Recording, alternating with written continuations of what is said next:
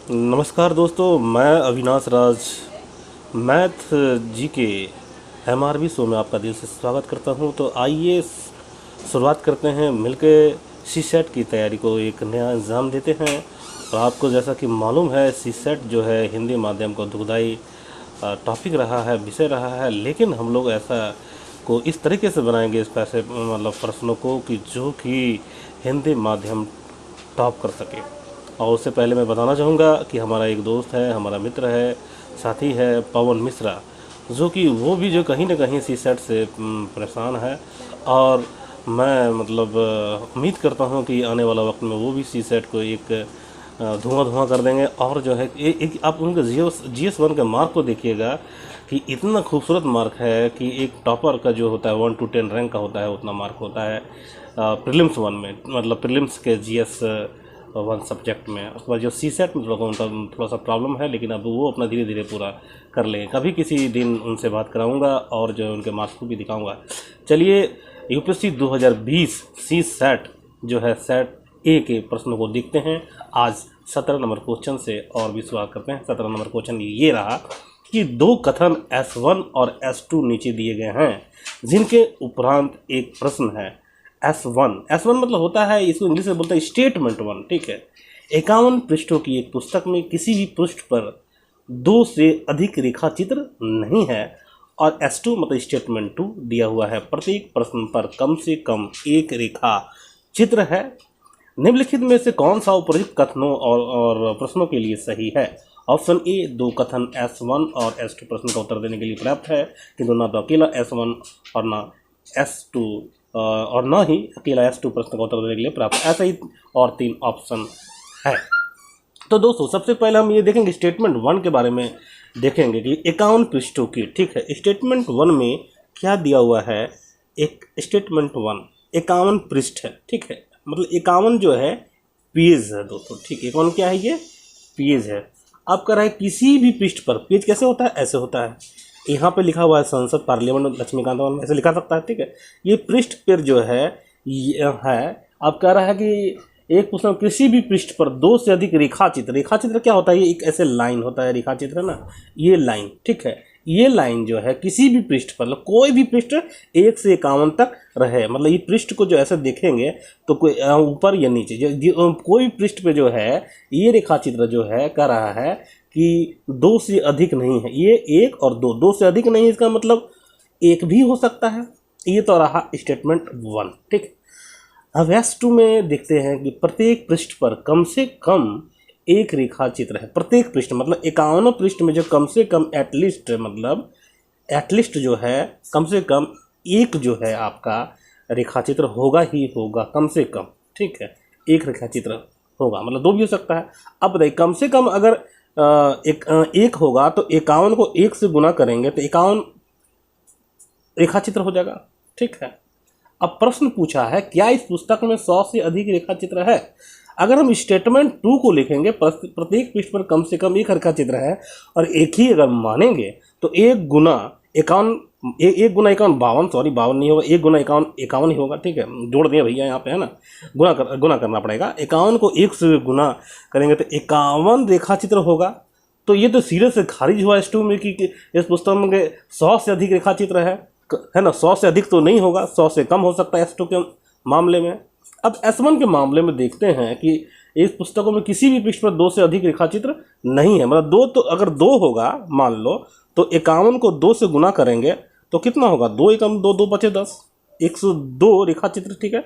लेकिन अगर एक ही रहा तो, ठीक है, 51 होगा। इसका कहने का मतलब ये हुआ कि 100 से अधिक रेखा चित्र पता चल रहा है स्टेटमेंट, ना तो स्टेटमेंट 1 से पता चल रहा है और ना ही स्टेटमेंट 2 से पता चल रहा है दोस्तों। तो इसका कहने का मतलब कि चारों ऑप्शन को अगर हम एक बार सरसरी निगाहों से देखेंगे तो यहाँ S1 और S2 एक साथ प्रश्न का उत्तर देने के लिए पर्याप्त नहीं है। ऑप्शन सी आपको दिख रहा होगा दोस्तों। तो क्या इसको आंसर मान लेंगे हम लोग? बिल्कुल मान लेते, 17 का सी आंसर होगा। चलिए अब नेक्स्ट क्वेश्चन में चलते हैं। 18 सी सेट जो है, ये क्वेश्चन मैं पढ़ देता हूँ आपको एक बार। निम्नलिखित आंकड़ों पर विचार कीजिए।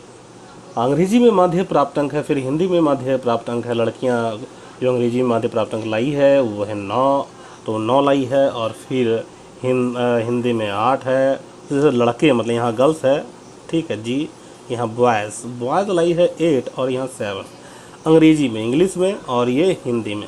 इतना तो समझ में आ रहा होगा आपको।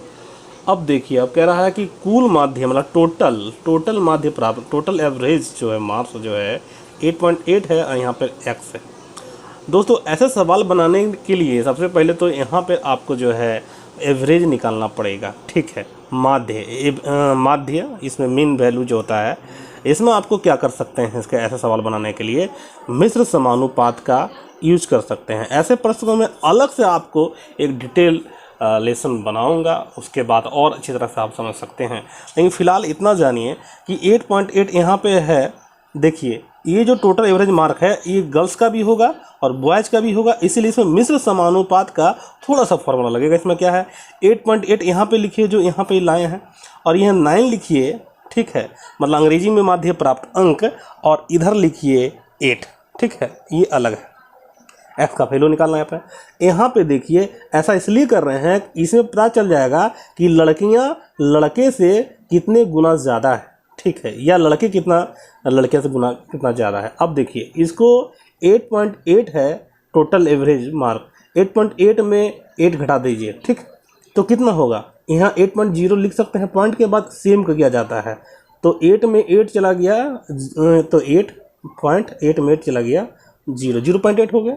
इससे इसको घटाने के लिए यहाँ पॉइंट के बाद 0 बैठाएंगे ताकि दोनों मिलेगा तब ना एक जैसा मिलेगा। तो 0 में 8 नहीं जाएगा, एक लेंगे कैरी, तो 10 में 8 गया तो 2 पॉइंट, यहाँ क्या बचा, यहाँ 8 बचा, 8 में 8 गया 0, तो 0.2। अब इसका अगर बट्टा निकाल देंगे मतलब 0.8/0.2 पॉइंट कट जाएगा, और 2 चौक 8, 4/1, मतलब यहाँ गर्ल्स बटा बॉयज़ का ऐसे इसको लिख सकते हैं 4:1। यहाँ एक्स का कुछ भी हो सकता है, एक्स का वैल्यू मालूम नहीं, एक्स नहीं यहाँ पे, मतलब 4 गुना लड़कियाँ हैं लड़के से ज़्यादा, ठीक है।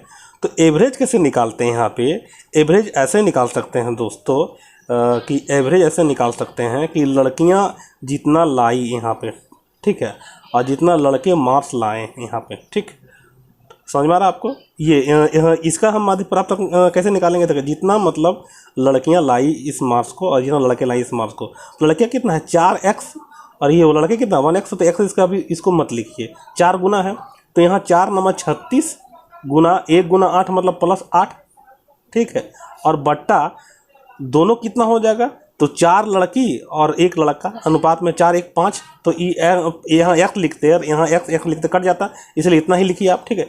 36/8 क्या हो जाएगा, 36/8 44/5, ठीक है, 36/8 44/5, 1 मिनट, 36/8 44 कितना हो जाएगा 5, इसको काटते हैं 5×40 पॉइंट 5×40, तो ये तो मिल जाएगा। तो ऐसे ही इसको हम यहाँ पे इसको कैसे कर सकते हैं दोस्तों, तो ये देखिए, अरे भैया थोड़ा सा इसको यहाँ पे देखिए, अब क्या है 8 और 7 यहाँ पे बचा है, x बचा है, तो लड़की कितना है 4 गुना, तो 4 गुना 8, लड़के कितना है आपका 1 गुना, तो 1 गुना 7 बटा लड़का लड़की टोटल कितना है 4:1:5, 4 + 1 5।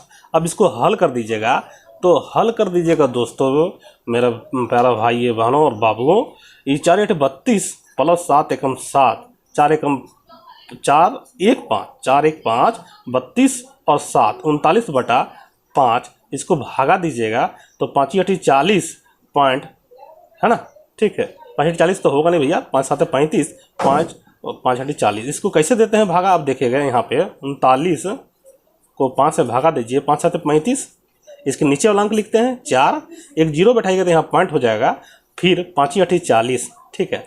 अब 7.8 किस में है, option A, option B, option C, option D किस में है, तो ऑप्शन ए में 7.8 है ना। एक बार फिर से हम बता देते हैं, 8 है, यहाँ 7 है, x है, ये 4 गुना लड़की निकला था, 1 गुना निकला था लड़के, तो 4 गुना 8 कर दीजिए, ठीक है, प्लस 1 गुना 7 मतलब 7 बट्टा ये 4 और 5 1 लड़की, ठीक है। इसमें देखिए कितने इतना गुना होगा, लड़के मान लीजिए लड़के अगर लड़के यहाँ पे आपका लड़के अगर 10 हो जाता, लड़की 40 हो जाता, ठीक है, तो 40 गुना 8 कर 10 गुना 8 करते, लेकिन 10 कॉमन तो आ जाता ना इसमें, इसीलिए मतलब एक तो कॉमन आएगा, ये नीचे लिखते 40 + 10, इसमें देखिए 50, ये 40 गुना 10, तो यहाँ 10 तो कॉमन आ जाएगा ना जी, इसीलिए 5 होगा, ठीक, तो इसीलिए 4 + 1 4 गुना 8 प्लस 7। थोड़ा सा ये लेंदी किस्म का मतलब रहा है, लेकिन मतलब आपको मेरे ख्याल से समझ में आ गया होगा। फिर मैं डिटेल में इसका भी आपको एक डिटेल वीडियो बनाऊंगा औसत का, एवरेज का, ठीक है, और मिश्र समानुपात का, समानुपात का। अब दूसरे प्रश्न में चलते हैं।